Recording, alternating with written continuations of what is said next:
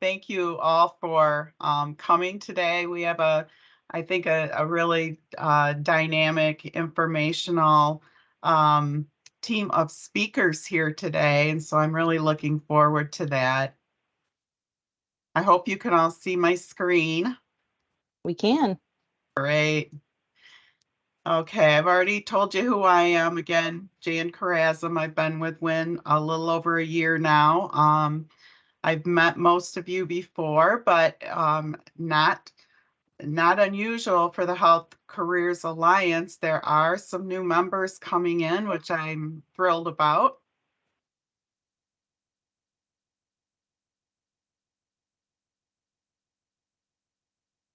I'm going to start off with just a little bit about WIN. For those of you that are new to the meeting, WIN is actually about 12 years old, even though it says 10 years. WIN, Workforce Intelligence Network. And so we really need to change that, Alicia, because we are older than 10 years now. But back in 2011, WIN was formed to better leverage grant opportunities for the 11 community colleges in Southeast Michigan and the 7 regional Michigan works agencies that were competing against each other for state and federal grants. And these organizations collectively believed their funding opportunity would be enhanced if they partnered to submit collaborative proposal. And so with that, WIN was born. And currently, the board is made up of 10 Southeast Michigan community colleges and 7 regional Michigan Works agencies. The Southeast Michigan Community Alliance, or SEMCA, serves as the fiscal and administrative support for WIN. And it's important to note that over the years, the partnership's purpose has evolved beyond just collaborative grant proposals, but also has realized the advancement in collaborative training programs and other mutually beneficial endeavors to serve East Michigan employer workforce needs. WIN stands on 3 pillars: research, engagement, and solutions. And the Health Careers Alliance is a perfect example of all 3. In October of 2022, the WIN's research and data team presented the annual healthcare labor market data and analysis. I plan on having that repeated with updated research and data in October 2023, as well as at least one other research organization, whether that is Upjohn or Deloitte, to come and present findings that would be of interest to you on the healthcare workforce. The HCA is an employer-led collaborative with an extensive list of resource organizations that offer support through membership and really stands out as an exemplary engagement model. Many projects have resulted because of the research and engagement, and those pillars certainly tap into that. So that's a little bit about WIN. A little bit more about the Health Careers Alliance. It's a solution-focused collaboration. As you can see, there's a lot of member organizations here, and it provides members a regular convening of a network of employers, employer associations, educators, workforce talent providers, state government, and a plethora of other organizations that provide valuable resources to ensure a robust and highly qualified healthcare workforce for our state. Important also to note is even though STEMCA and WIN and the WIN board all represent Southeast Michigan, because of the way our funding comes in, the state of Michigan expects us to be inclusive of the entire state of Michigan. And so it just makes sense to, frankly, because again, the greater the membership, the greater the resources and the more solutions can be realized. So I was hired at WIN, like I said, as the Workforce Program Manager for state initiatives. So I just want to help everybody understand that because it's a little confusing. We're Southeast Michigan, but yet we're very inclusive of all those in the state. Individual, let's see here. Yeah. Individual members, if you're wondering how your organization can benefit from attending these meetings, well, it really expands your network of opportunities as well as many, many, many resources to address unique issues and concerns that your organization may be having. As you can see by this list here, we have a robust partnership. And I'd just like to take a minute to welcome a new organization to membership today, and that is the University of Michigan Health System. They have joined us at the table and are looking forward to engaging. So Jasmine Criswell and Ryan Brooks are representing University of Michigan. So we're thrilled to have them join us. Now I would like you to introduce yourselves using the chat feature. If you could just put your name, the name of your organization, and your role at your organization in the chat. That would be great. Also, it's really difficult to maintain the contact list or the membership directory of the Health Careers Alliance. It's difficult, but it's important because I want to make sure that people that want to be part of this get the communications. And so if you have not been listed as a member, if you have not connected with me and let me know your name, again, your organization, your title, and your email address, please put that in the chat along with add me to membership so that I can get you on that membership list. I'll give you a minute to do that.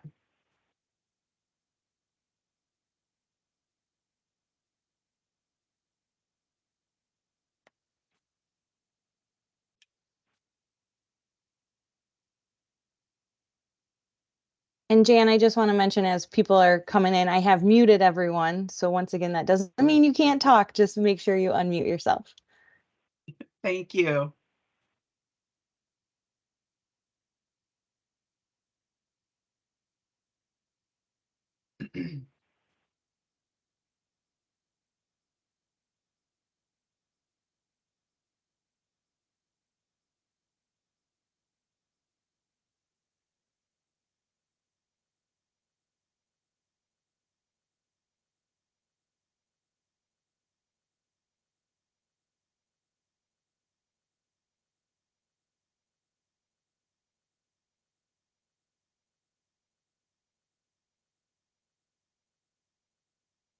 Okay, what you should see now on the screen is the agenda. We've done the welcome and introductions, and now it's time for the State of Michigan Leo update by Valerie Jemerson.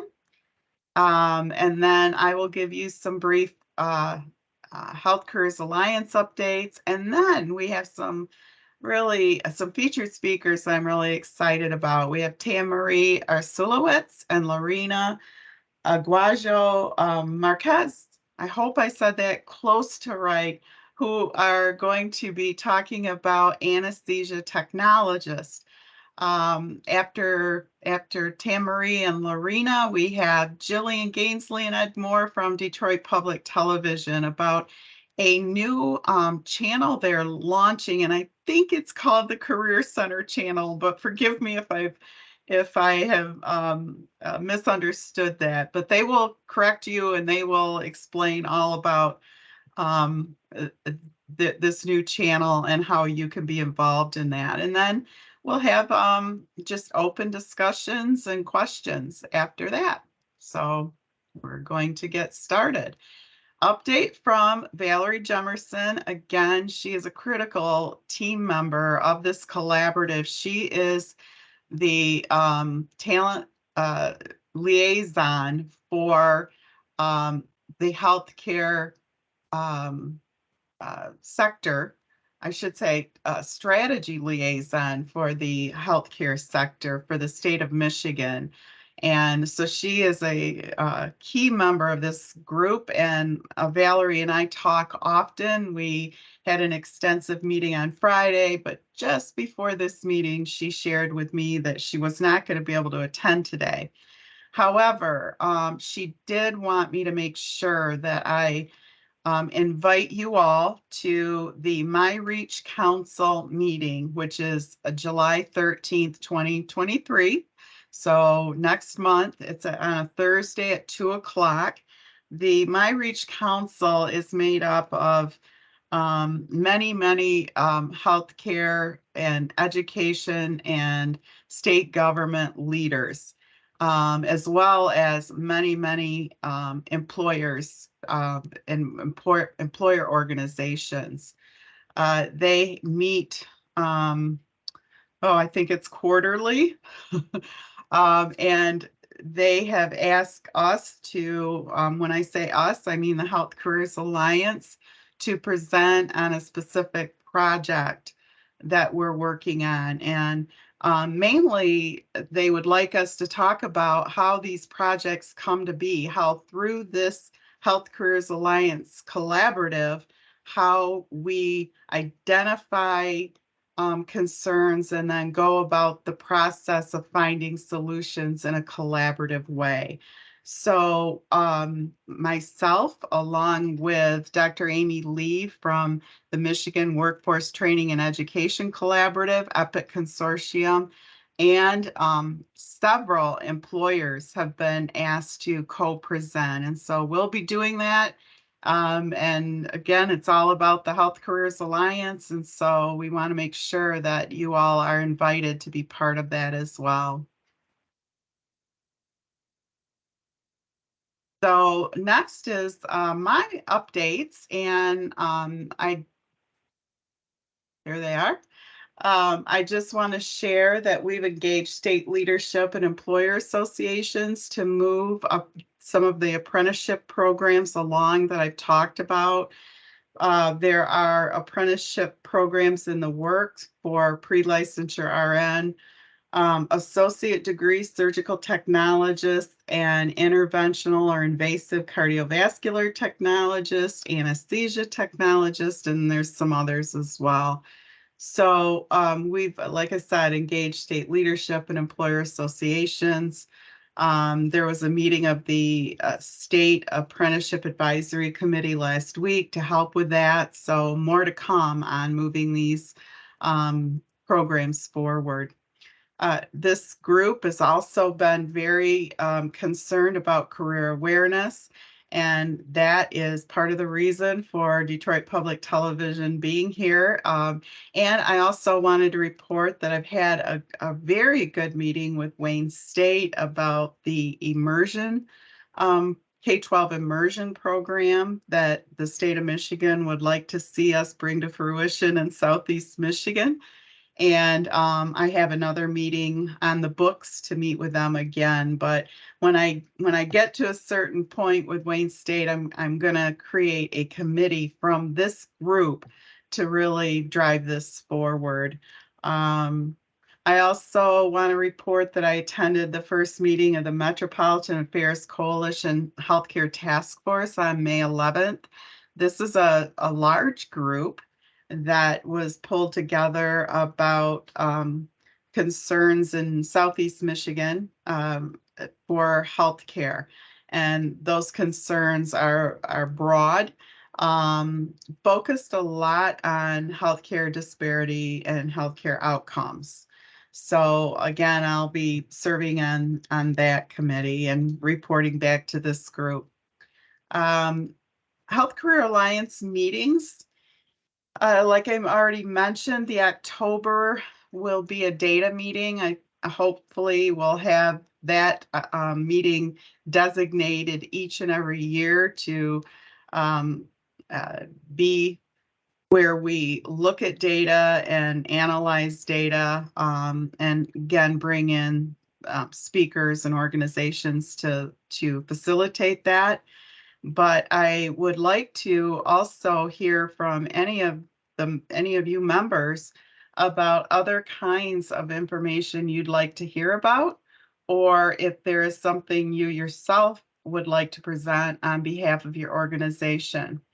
I also want to stress that it's very important that you provide information on good things, but also share concerns and needs too, because that is what the collaboration is all about, is, partnering together to try to solve problems and find solutions. And if we don't know if an organization is struggling with bringing something to fruition, then we can't help with that. So again, we want to hear how we can help, but we also, want to hear what you're doing. So if there's something you'd like to present, please don't hesitate to reach out to me.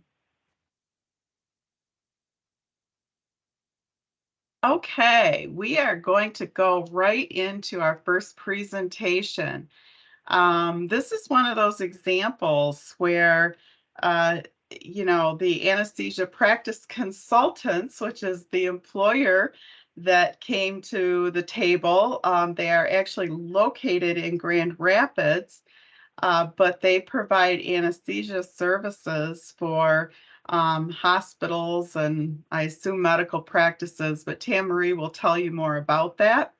But they are here today, Tam-Marie as the employer, but Lorena as an educator. But they are here today because they are looking for other employer partners and other education providers. As I said, Tam-Marie is the project manager at Anesthesia Practice Consultants in Grand Rapids. They are the leading anesthesia practice in West Michigan and serve large health care facilities and surgical centers, and implement new initiatives and projects across the practice as well as corporate partnerships. Lorena is project manager for strengthening community colleges, a healthcare grant at Grand Rapids Community College, which some of you may be involved with, because I know that is a collaborative grant. And so Grand Rapids Community College serves as the lead, but many of you are partners, including some right here in Southeast Michigan. And she works with community partners to address barriers and build capacity to deliver online hybrid training and apprenticeships to those interested in entering the field of allied health.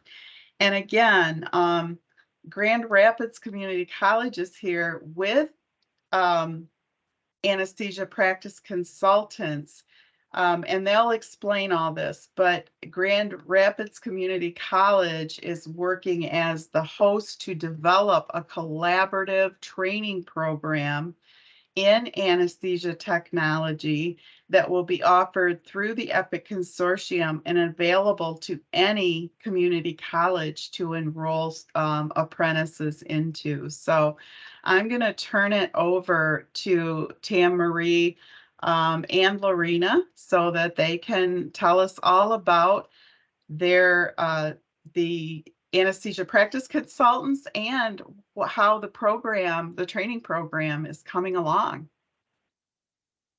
Hi, everyone. I'm Tam-Marie. I'm going to just go ahead and share my screen with my presentation. So give me just a second.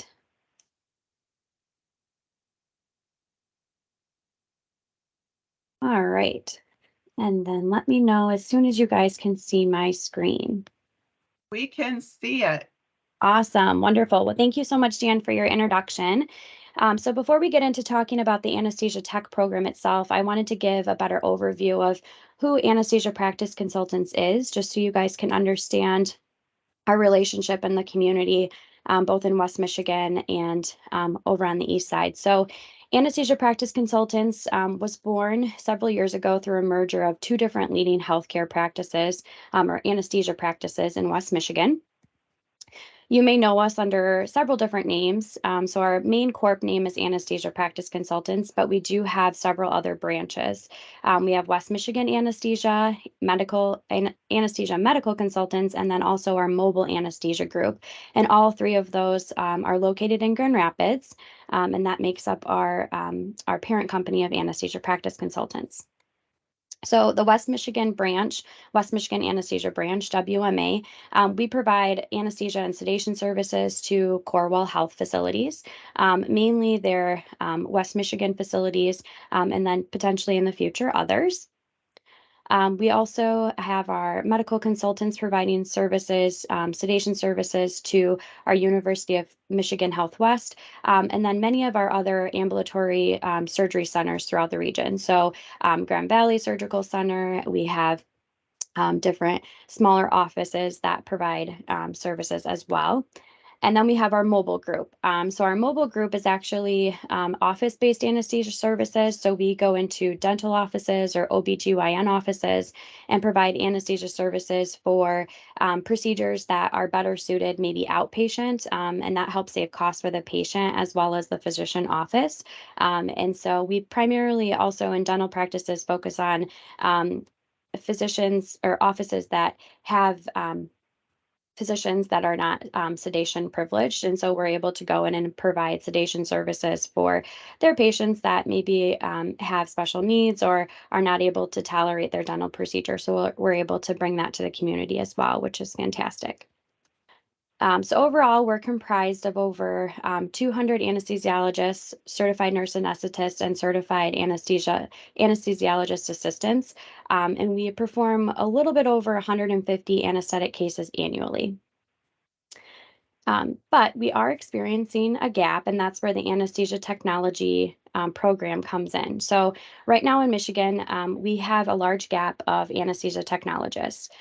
These gaps are very common for supportive roles, especially in the OR. We've experienced this with surge techs, anesthesia techs, and many other roles like medical assistants in the past within our healthcare system. So a lot of systems are currently combining roles right now for surge techs and anesthesia techs, which is putting a lot of stress on the OR staff as those individuals are being pulled in different directions as they serve, many different roles inside of the OR.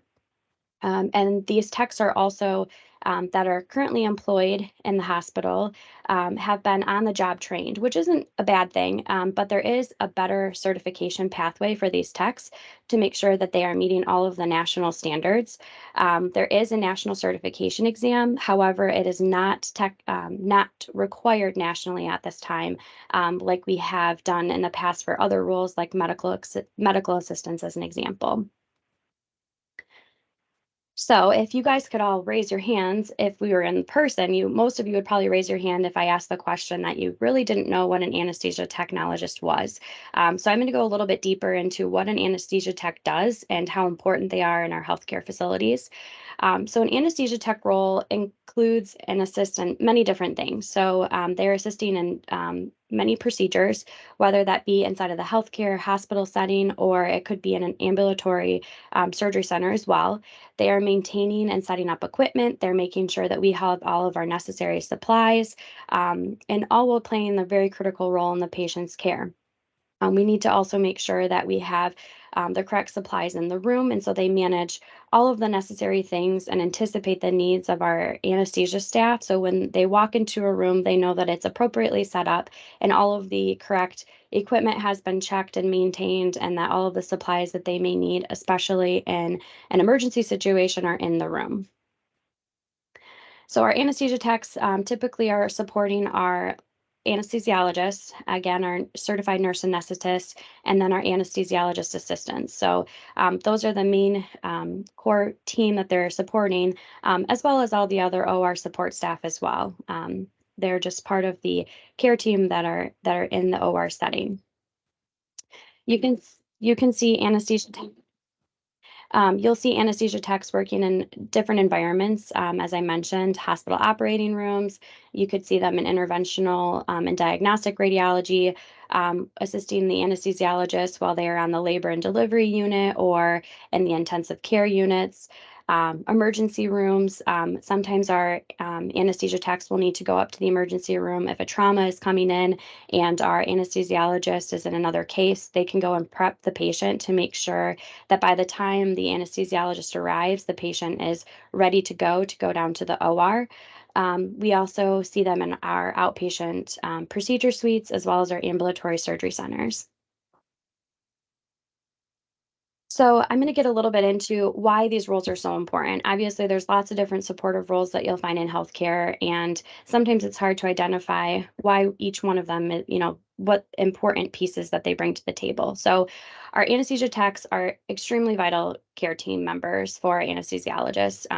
As I prepared for this program and we started talking to a lot of our physician care team about why we needed more anesthesia techs in our hospital systems, I heard countless stories of situations where safety and outcome was impacted because an anesthesia tech was in the room.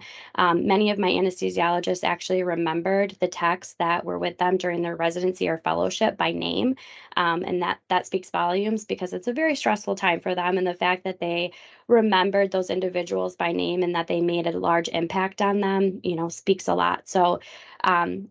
A lot of our anesthesiologists too will mention that if they are on nights, for example, their first thought if a trauma comes in is, who's my anesthesia tech? Do I have one tonight? Because that greatly impacts the outcome of their night.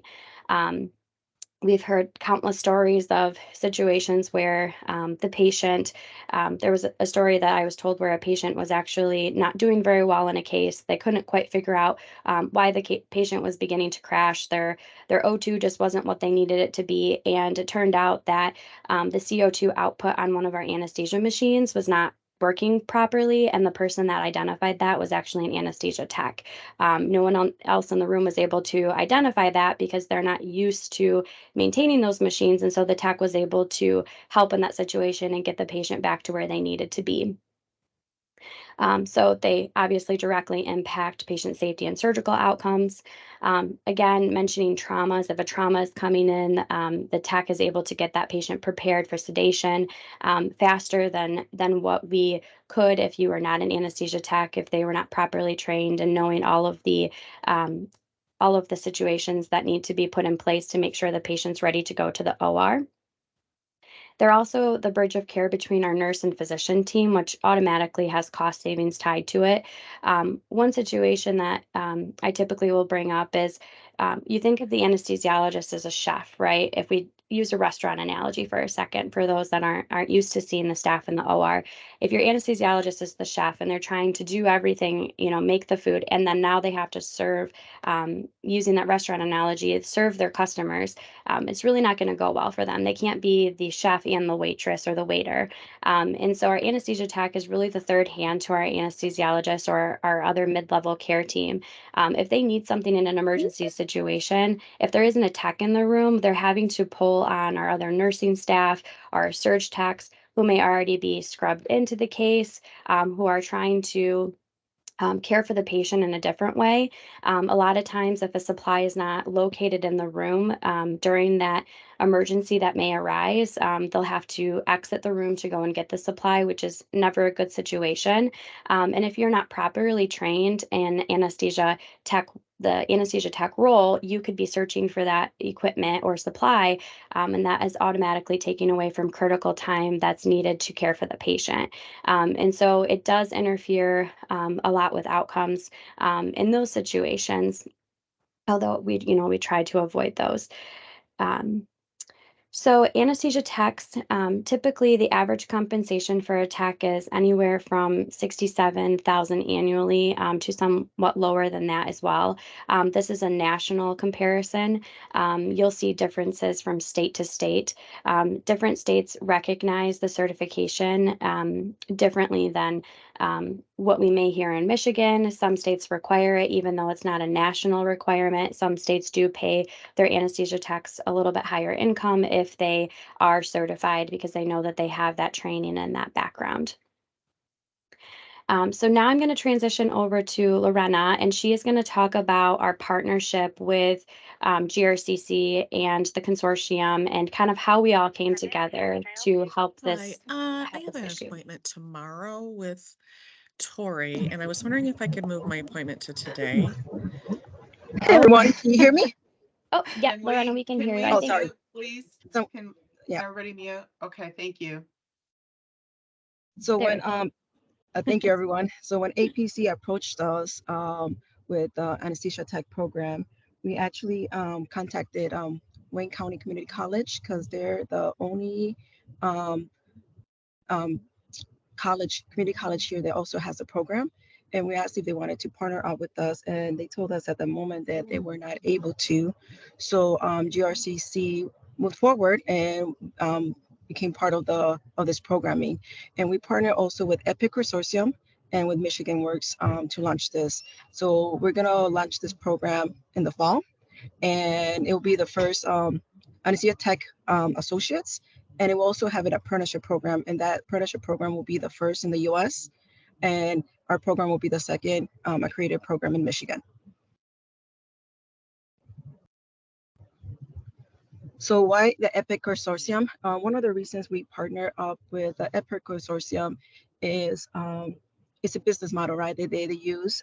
This allows us to really partner up with different colleges, right? And also be able to offer high cost, low enrollment programs to our community. It's an effort to provide advanced models programs by sharing the faculty, the courses, the students, clinical sites, um, and staff, especially for a lot of the technical professions like this. It's very hard to find staff to teach. They have all the credentials needed so we could be accredited.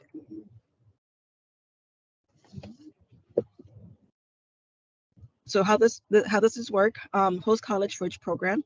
So GRCC is going to be the host college, and we partner colleges own programs and issue degrees and certificates. Partner colleges enroll based on local workforce demand.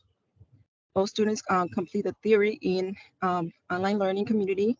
All the lab and work-based learning is done in the home community. Graduates fill local job openings, and also all of this is run through our collaborative. I mentioned, partners share all the expenses and revenue too, and programs can expand and contract based on workforce demands. So the thing about the course also, and the way we're doing this is that once this is done, we could expand it, especially with apprenticeships. So, and we are able to do a lot of this work through the Strengthening Community College Grant, which is part of the U.S. Department of Labor Employment and Training Administration grants. And this grant is to increase the capacity and responsiveness of Michigan community colleges to provide a pipeline of skilled workers and upskill those who are already in the healthcare to address the needs of the employer. So I see that one of our partners this year, Lansing Community College, but we have Muskegon Community College, Alpena Community College, and Oakland Community College, who are also part of this Strengthening Community College grant.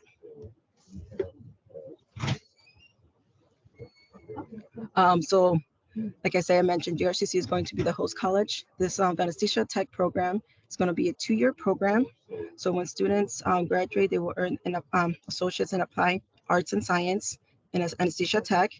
And they also will be eligible to take the American Society of Anesthesia Technologists and Technicians National Certification Exam.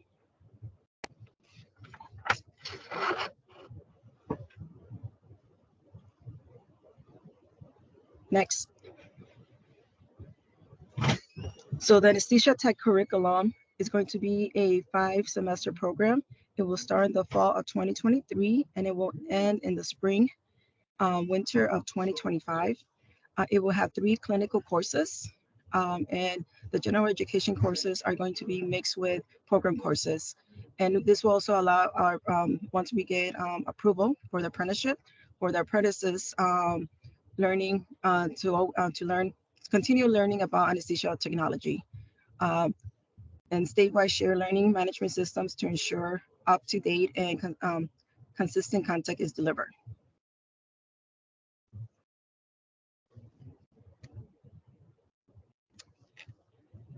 So one of the things about doing it this way is the community benefits, right? Um, these are options that may not otherwise have been an opportunity for higher education or evaluation in roles. This is also an opportunity for growth in the allied health field, right? And that will allow our community members to be able to enter without a 4-year degree. Also creates longevity within the healthcare system, and also creates diversity and inclusion. So one of the ways to support this, right? Like we mentioned, this is an associate's, but we also are launching it as an apprenticeship. We still need some letters to support. If you are interested, or you also could be one of the clinical sites, and also to send employers through our program.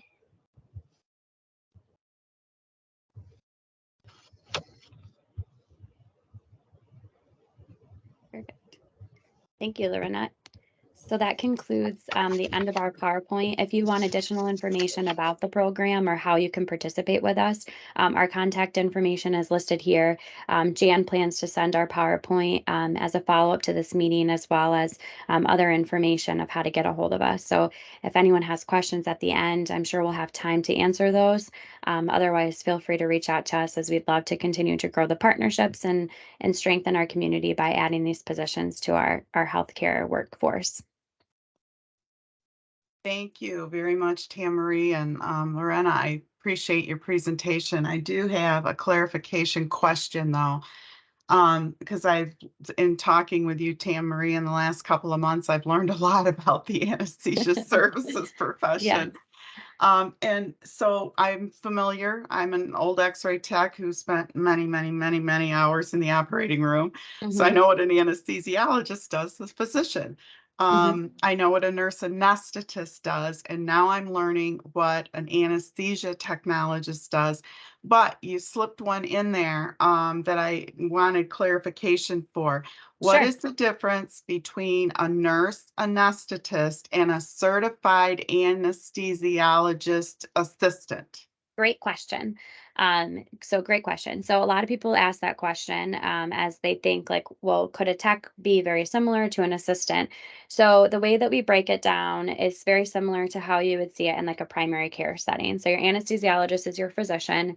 Your certified nurse anesthetist would be comparable to a nurse practitioner, and then the anesthesiologist assistant is comparable to a physician's assistant. So the anesthesiologist assistant is a master level program, and they go through very similar clinical settings as a physician assistant would. So there's very limited programs right now across the nation for those. You'll start to see more of them popping up and become more of like a common language in the healthcare field. But yep, those are the three supportive roles that we have, where we have our anesthesiologist and then the 2 mid-level positions.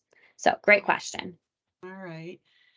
I'm not seeing any other questions from members in the chat, but I want to reiterate a couple points that you made. One, in that anytime the EPIC consortium is presented with a need for a program, they always go to the community college programs in the state and invite those colleges and their programs to lead a collaborative effort. And in this case, Wayne County Community College District is the only program in the state, and they weren't in the position at that time to be able to take the lead on this. And so that is why then EPIC Consortium enlisted Grand Rapids Community College with anesthesia practice consultants to develop a collaborative program. And again, I want to reiterate, they are looking for educational partners. And what that means is community colleges that will offer this as well, because you heard the number of openings that just anesthesia consultants has. What was it, 142 that openings that you have? So it's for not, those positions? it's not specific to us, but it's across Michigan. So Okay, those are data that we've pulled with the okay, EPIC team. So that's the need across the state, which we know has increased since we've pulled those numbers. So you'll see the differences too between different healthcare organizations with naming conventions. So some facilities may not call them anesthesia technologists, so we can't get a very accurate number, but that's as accurate as we've been able to gather so far. right. I tried to pull that data myself, and what they do is they lump anesthesia technologists in with surgical technologists. Those are very different roles Yes. in a surgical setting. Very different training programs, very different responsibilities.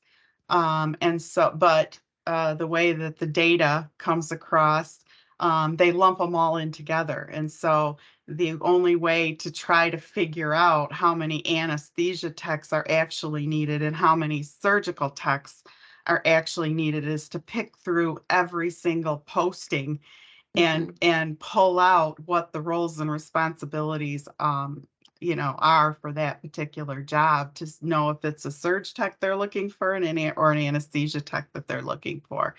But while a surgical tech, supports the surgical team, the anesthesia tech supports the anesthesia team. So very different roles.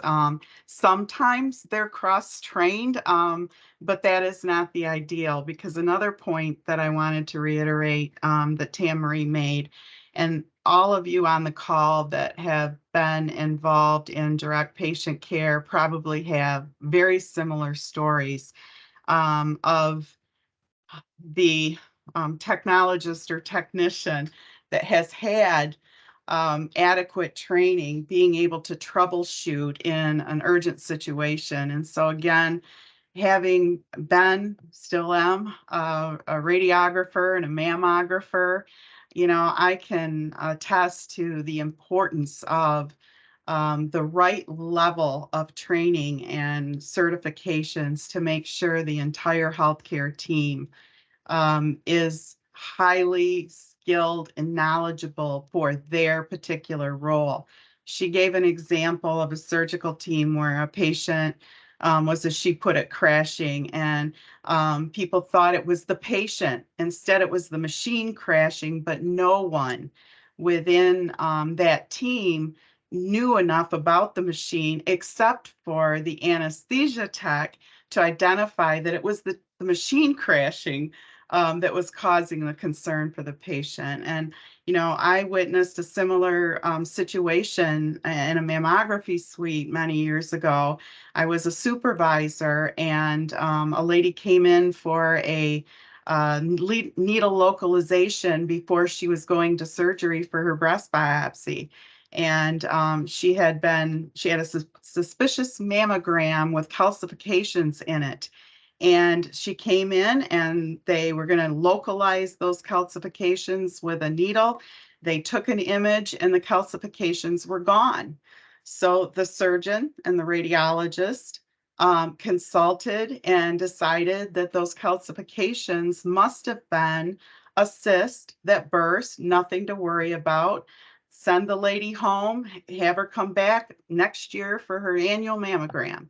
But the technologist, who had an associate degree, was well trained, said, wait a minute, calcifications don't just disappear. And so she did a thorough troubleshooting of the machine.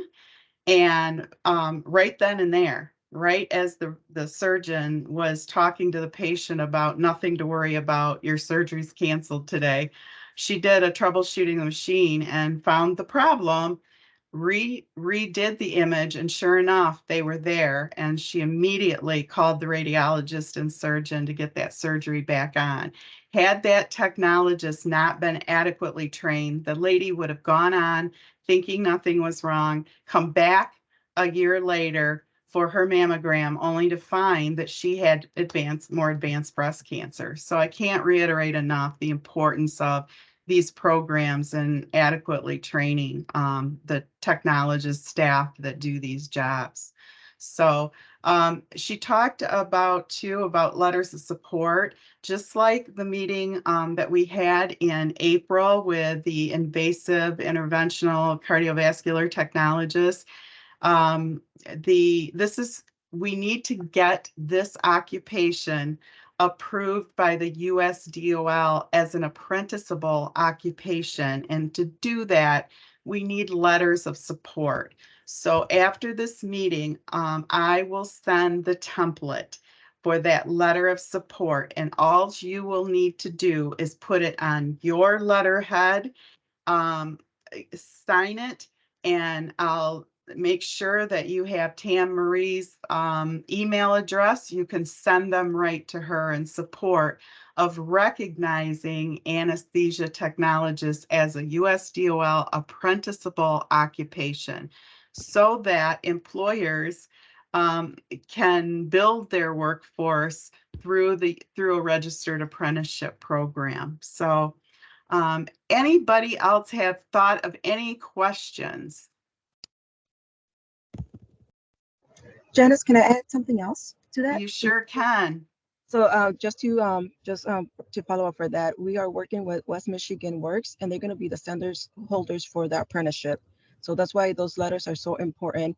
And what those letters, once they becomes an apprenticeship, but this becomes very important because then we could use braided funding for our students, right?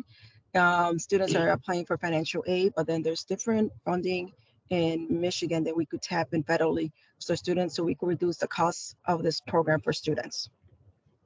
Thank you, Lorena. Appreciate that. And WIN is also a standards holder. So for Southeast Michigan employers, WIN could also hold standards for apprenticeships in Southeast Michigan if in fact this is approved as an apprenticeable occupation by the USDOL. So yes, that the importance of the Michigan Works Agency and the employer and the training provider in these kinds of efforts. So thank you for that, Lorena. I encourage the community college to consider this program, and also the Michigan Works agencies to know about it as with regard to advising career seekers or job seekers. So thank you. Okay, so now I'm going to try to go back to technology here. All right, so can everybody see my screen? No? No, I'm not seeing No. anything yet, Jan. All right. And while you're working on that, I just wanted to mention Jody Curbison also said GST Michigan Works is also a standards holder for those in that county. So I just wanted to mention that. Thanks, Jody. Yeah, thank you. And by the way, all the Michigan Works agencies and other entities can be standards holders and intermediaries. We absolutely welcome that, and that's one of the things WIN does is help support other groups to become intermediaries, because that's very important that there are plenty of intermediaries to help support employers with these registered apprenticeships. So okay, now can you see my screen introducing Detroit Public Television? We can, yeah. Okay. All right. So we have with us today Jillian Gainsley. She serves as the Director of Strategic Initiative Planning at Detroit Public Television, focusing on education and environmental programs. She excels in fundraising, partnership building, and developing new initiatives. She has a successful record in launching the Michigan Learning Channel and securing funding for local public media projects. Additionally, she serves as the treasurer on the Board of Education for Ypsilanti Community Schools and has led fundraising efforts for the Ypsilanti District Library. She's passionate about education and community engagement and loves finding creative ways to make good things happen in support of our community. So she is in the right place with this Health Careers Alliance group, that's for sure.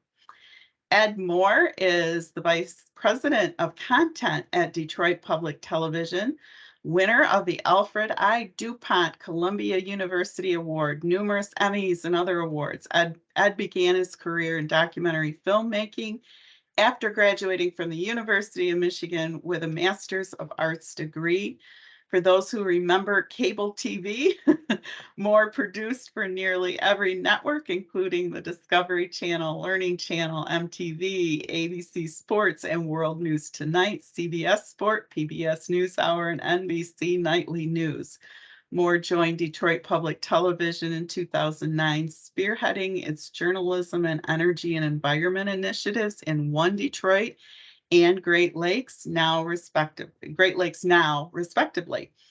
Moving his team to the Detroit Historical Museum, Moore pioneered the engagement to content model that Detroit Public TV uses today, getting face-to-face with community leaders, stakeholders, and neighborhood residents, and using their feedback to guide content. From this model, DPTV's local content has included sustained coverage of racial injustice, environmental justice, police reform, neighborhood and community rebuilding, workforce development, and much more. So Ed is in the right place too. And when I invited them to come and speak to this group, it really was inspired by what I heard from employers of the Health Careers Alliance about the concern that people just, besides doctors and nurses, people just didn't really know what some of the high demand occupations are in healthcare, and how to get to those occupations. How do I become a medical assistant? How do I become an anesthesia technologist? And so there's been a focus since I came into this group, before I came into this group, about career awareness. And when I got acquainted with Jillian and Ed and Detroit Public Television, I thought, boy, I could see this being mutually beneficial, because maybe they are part of our solution to career awareness and health career occupations, but also maybe we are a solution for them in making content. So again, just like with Lorena and Tam Marie presenting to you, they're also asking for support from us, and the same is true here with Jillian and Ed. So I am going to stop sharing, and I'm going to turn this over to Jillian and Ed to take it from here.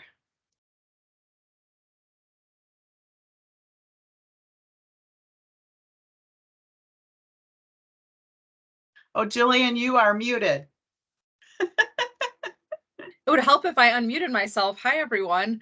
Thanks so much for having us here. We're excited to chat with you. I'm going to be doing a lot of the talking in the presentation. So Ed, do you want to just say hi briefly? Hello, everybody.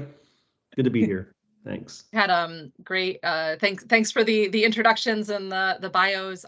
Pro tip for those of you who hate writing about yourself in the third person, I actually had AI write my bio, and it did a very nice job. So if you need a bio for yourself, I would recommend trying that. So welcome, and we're so excited to chat with you about this. I wanted to kind of go over some of the things that we've been working on over the last year. We're sort of at the end of year one and launching into year two in the Future of Work initiative. And so the Future of Work initiative at Detroit Public Television is a collaboration between two of our internal teams. One is Ed's team, which does the news. They do One Detroit. They have an American Black Journal. They have weekly programming and shows, as well as digital content to cover our communities here in Metro Detroit, and the Michigan Learning Channel, which is a statewide TV channel that's focused on getting in touch with K-12 educators and providing resources to schools. So we have sort of two legs of the Future of Work, and we're really excited to be covering some of that content. To give you a brief overview of what we've been building, we're kind of working on building content that talks to people at different stages across their career journey. So what you'll see on the Michigan Learning Channel is some career exploration. And so that's what Janice mentioned in the introduction, things like, helping young people understand what is out there, what opportunities are there, what is a nurse anesthetist, I can't even say the word, what is a medical assistant, what opportunities are there out there? What if I really care about helping people and I'm interested in healthcare, but I'm not into blood? There are still different opportunities that you could take on, whether it's in public health, in other places throughout the system. So we're trying to start as early as 4th grade with exposing students to careers, helping them understand what careers are out there, and also, this generation really is interested in helping the world, and so what problems they're solving in life. The second piece that we've been creating are called 21st century skills. So things like communication, critical thinking. There's not a lot of content around those skills, but these are things that a lot of employers are saying they want. So how can we help young people build those skills? And then the third piece, which I think really is an overlap, where we do this on the Michigan Learning Channel, we also do it on the public affairs side, is about career pathways. And I think that's where a lot of the WIN partners come in, the community colleges and Michigan Works agencies. There are so many new incredible pathways, and you folks have been working so hard on creating apprenticeships and boot camps and 2-year and 4-year university partnerships. There are new scholarships, there are new training programs. How can we make people aware of those programs, both K-12, so high schoolers who might be wanting to enroll in one of those programs, even some even start in high school, and or immediately afterward, as well as to adult career changers. And that's sort of on the public affairs side, we're able to talk to those adults.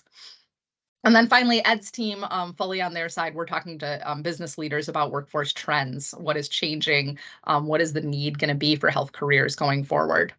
So that's kind of an overview of the content we're making. I did want to quickly mention too, the Michigan Learning Channel, as I said, is statewide. I know this is a statewide partnership here at WIN, and so we on the Michigan Learning Channel side, we have it's a 24/7 TV channel, and statewide.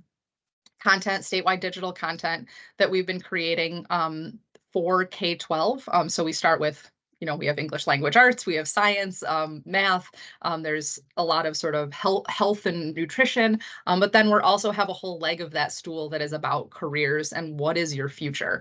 So we're sharing that content not just on TV and on digital, but each of those orange dots is one of the public TV stations, and each station has their own dedicated engagement coordinator. So that person's job is to be in schools every day working with K-12 educators to bring this content to them. So I think there are a lot of exciting partnerships, not just to make content, but to really work directly with educators. To give you a sense of what we've been doing, Ed's team launched their monthly town hall a little over a year ago. So we've been having these conversations and putting content on One Detroit. We have a career night every week, every Monday on the Michigan Learning Channel. But then really in the last month, a lot of things happened. So our Career Center television show launched. So that's a ton of content for those students. It's sort of aimed at high school age, high school and even middle school students to help them understand what careers are out there and how to get them. And then we also launched a project I'll talk about in a second called Tech Jobs Explained, which works in TikTok. Going forward, and I'll mention this in a minute, but we did just get some funding from the Ralph C. Wilson Foundation. We're going to be hiring a project manager to help build these relationships and support content. In the fall, we want to really take that Career Center content, get it into classrooms. And then Ed and I have been talking a lot about what content we're going to continue some different town halls, some conversations talking about the future of Michigan and talent attraction, as well as providing new content that is focused on students. So I kind of covered this a little bit already, but this is just a quick overview of what future work looks like on the Michigan Learning Channel. We have a career night on Mondays that features not just our work, but also content from across the PBS system. So Road Trip Nation is a fun show where people, are going across the country looking for things to do. And so we're trying to, use this as an opportunity to kind of direct people who might be, watching TV to some of those career resources. And then we put, we call them interstitials. You might hear them as ads in other places, but we put in content saying, hey, if you'd like to learn more about careers, here's where you can go. The Career Center I mentioned already is 13 episodes. And unfortunately, my video, oh, is it going to work? We'll see. It didn't. Yes. We're not able to hear it. You have no audio. My video didn't work when I tried it earlier, and so I thought it wasn't going to work. So if we have a second at the end, I can share this with you. Okay. So I was expecting it to not work, but it actually worked. So what I'd like to preview here, this is what we call an on-the-job segment. So we have a young person who is the host, and they go to a place of business and learn about, they actually try things. We have this young person, like this is an actor, not an actual patient, but like learning how to take blood pressure and how to do things in what is a day in the life of this job actually look like. So season 1, we put out 13 episodes, and each of these episodes has 3 or 4 segments. So this is not just TV, it's also digital. So those segments are made to be shared on YouTube. They're shared out through social and digital, and we're going to be using those segments in classrooms. So it's not, I just want to emphasize, it's not just TV. There's also content that we're using there. But we did do a nursing and healthcare episode. We're really interested in doing more healthcare going forward. We focused a lot on IT and manufacturing in the first season. Oh, let me advance. Okay, here we go. The other piece of this that I just wanted to highlight, because I think it's kind of exciting, is a new program we've got called Tech Jobs Explained. This is part of the Future of Work initiative, but it's also part of a national program. So there are 10 PBS stations across the country, and each one of them has a different industry that they're exploring. We happen to get tech. So a little bit of a mismatch perhaps for the Health Careers Alliance, but obviously every career has a lot of technology in it. And so we would love to think about what those tech jobs are out there. It's such a broad category. It's not just computer programmers, but there are technology jobs everywhere. So we're going to be exploring those over the next 2 years. And this is really targeted toward Gen Z, toward young adults on TikTok and Instagram. So these are all social videos where we're talking about, what does a cybersecurity specialist do? What does an SEO expert do? What are all these things when you hear about the tech industry? What does that mean? And what opportunities might there be for you as a young person or an adult career changer to get into it?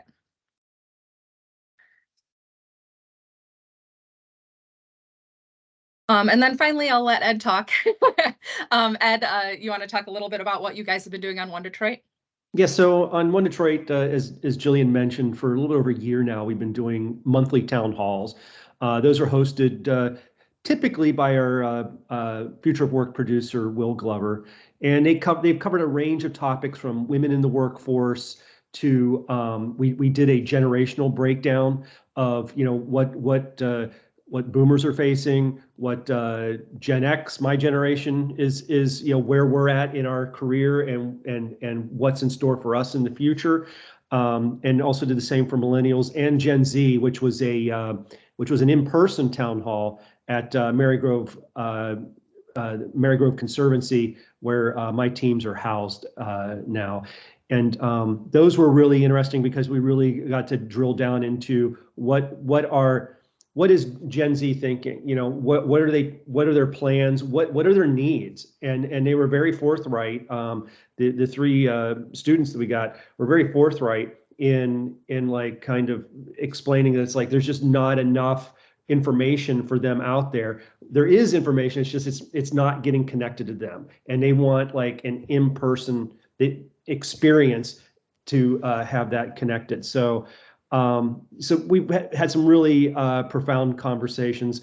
These town halls are also on a quarterly basis. We're partnered with the Detroit Economic Club as well to help expand what we can do, bringing in national speakers and expand the audience outward. So there's also opportunities to connect to members of the Detroit Economic Club through the town halls. Sorry about that. My dog is reacting to probably a squirrel. At any rate, in addition to the town halls, though, One Detroit is a weekly public affairs show that airs on Thursdays at 7:30 and then repeated throughout the week. And there we do a lot of coverage on different aspects of the future of work, whether it's entrepreneurialism. We've done pieces on Centropolis, which is an advanced manufacturing accelerator at Lawrence Tech University, and we've also done profiles on people in the trying to start up the design industry in Detroit. We've done pieces on the first licensed electrician is a female woman of color in Detroit. So the breadth of what we can kind of cover is pretty broad. One thing that we did most recently was a sit-down interview with Russ Cavalhuna when Henry Ford Community College partnered with U of M Dearborn and Wayne State to make sure that anybody that had an associate's degree from Henry Ford, all their credits were going to transfer without question if they chose to move on to a four-year degree at one of those two colleges. And a lot of people didn't know about it. So we felt this is a story that's worth elevating and making sure we can connect to the audience so that more people know about this. So that's really the breadth of One Detroit, not only on air on a weekly show, but also through the digital platforms as well. Most recently, we just wrapped up a week of coverage at the Mackinac Policy Conference. I noticed that we've called out the Detroit Policy Conference here. Both those conferences really focus quite a bit on where the workforce is heading, and how does Detroit and Michigan stay out in front of it. So yeah, that's just a quick overview of what we're doing on the public affairs and journalism side. Thanks, Ed. So we would love to work with everyone on this call. And as Janice alluded to, we have a lot of opportunities. We're going to be working really closely on this, and healthcare is our top priority for the next year. We would love to talk about healthcare as well as construction, green jobs, and of course, we're going to continue our conversations with technology, which again has some healthcare overlaps. So I think there's a number of ways to partner. One is that we're actively looking for a healthcare employer to add to our advisory group. So I think we've got some education folks, but we're specifically looking for someone who might want to represent employers there. So if you've got thoughts on that, we would love to connect with somebody. We very well may be looking for for content. I think one of the really cool opportunities about this and the fact that it's on sort of both the K-12 side and the adult side is that we have the opportunity to not just reach students, but reach the adults in their life who are influential in the decisions that they make. So that's one of the things we heard from our Gen Z folks is, who's influencing the decisions that they have. It's teachers, it's parents, it's, if you're interested in healthcare, the person you're probably going to go talk to is, if your aunt is a nurse, you're going to get a lot of your information from that person. But, your aunt may or may not know about, the new apprenticeship programs, the new anesthesiology programs. So how can we arm people, students, as well as the adults and, young people and the adults in their lives with current information about the opportunities that are available in Michigan. So I think it's an exciting opportunity. As I had said, we have some of the funding ready. So, we're going to be moving forward with this. But just to be totally transparent, we haven't secured all of the funding that we would like to get, that we kind of need to produce a full that second season, but then to do a lot of that direct work in schools and really install this on a widespread basis. And so that's something that we're continuing to look for partnerships. And so I think that there's, I just think there's opportunities, especially with folks like the Health Careers Alliance. We're going to be, we've been talking to WIN, we've been talking to several other grantors, but I think there's an opportunity for some of these organizations to potentially get together and think about what we could really do if we had a big megaphone. And I think Detroit Public TV, along with all the other public TV stations in Michigan through the Michigan Learning Channel, we're ready to be that megaphone. We're really excited about thinking creatively about how we can support this, so that when you're putting all this incredible work into training and creating training programs and employing people and bringing them in, how can we make sure that the awareness of that is really there and really widespread? So I think there's a ton of opportunities there. Just to really quickly finish up, you can connect with us. You can find a lot of this work at myfutureofwork.org. Tech Jobs Explained, if you want to follow us on Instagram or TikTok, if you're on some of those platforms, that's kind of a fun place to find us. It's also on One Detroit and the Future of Work website, but One Detroit and Future of Work both pull into myfutureofwork.org. And you're welcome to reach out to Ed or myself if there are questions, if you want to help us make connections. We would love to chat with you. Jillian, I do see a question in the chat from Kelly. She's asking, do employers need to be located within the city of Detroit, or can they be outside? Yeah, right? Definitely not. So for DPTV and the advisory group, all of that, we have a pretty big Southeast Michigan footprint. I think we are in 7 counties. And then we also have an interest in talking to folks statewide as well. So yes, the answer is yes. If you're in Michigan, we want to talk to you. Yep, exactly. Good. All right.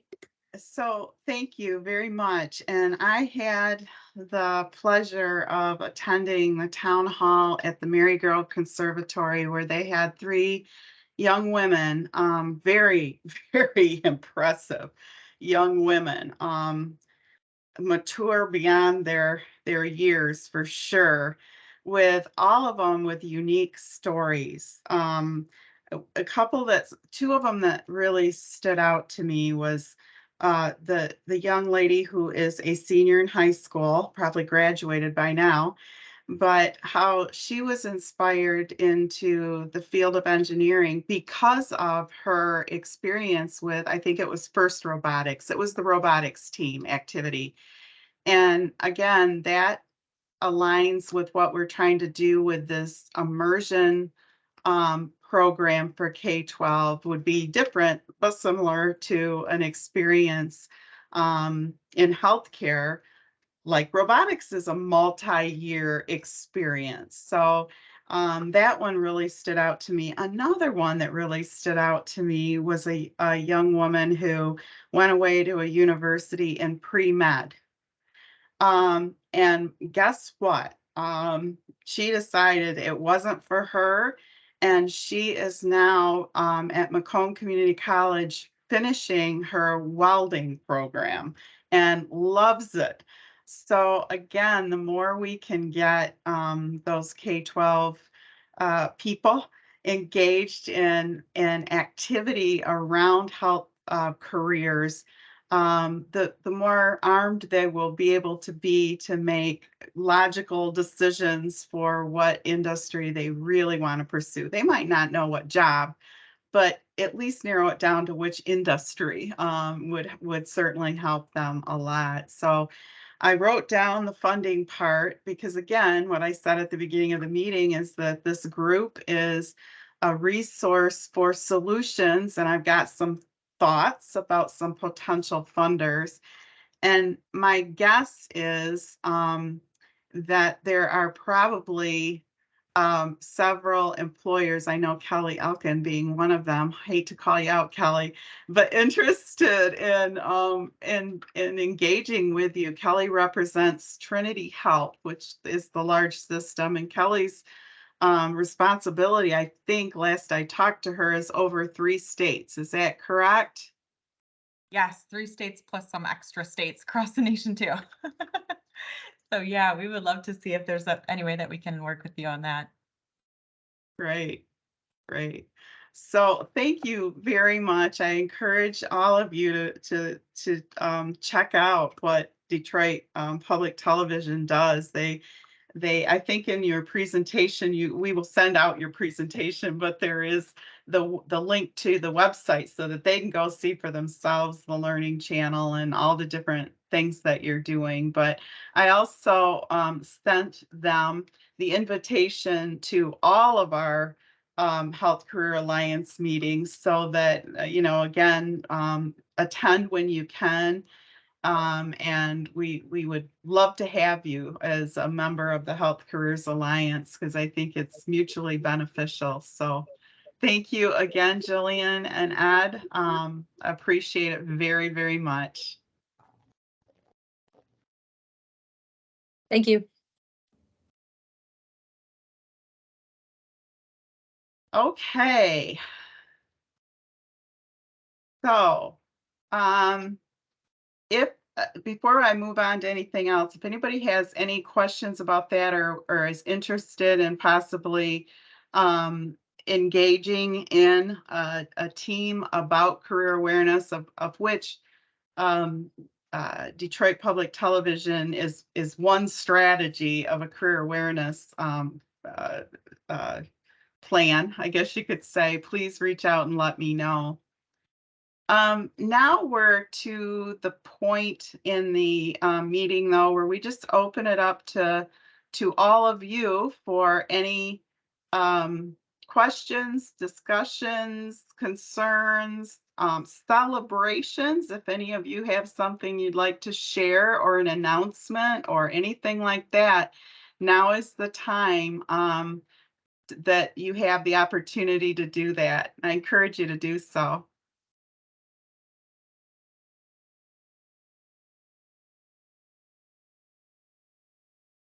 You can do it by raising your hand or in the chat. And Alicia and I are both looking at the chat. So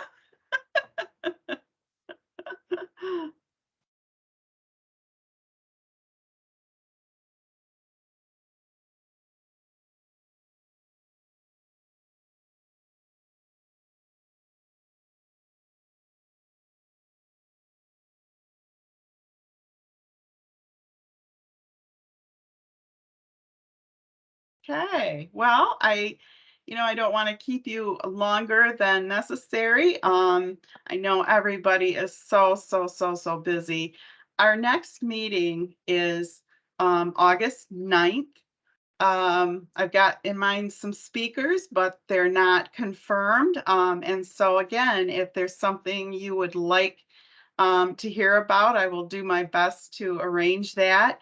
Or if you yourself would like to present, um, please reach out. Any other questions or comments that you have after this meeting, please, again, don't hesitate to contact me. Both of the presentations on the Anesthesia Technologist and on Detroit Public Television, both of their presentations will be sent out along with the whole meeting PowerPoint, and I think the template letter to support the anesthesia technologists with the USDOL in Washington as a apprenticeable occupation. I will send that out as well. So until next time, enjoy your summer, and I hope you enjoyed the presentations.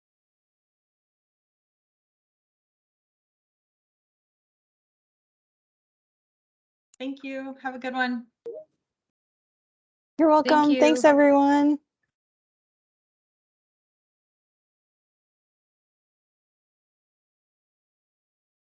Thank you.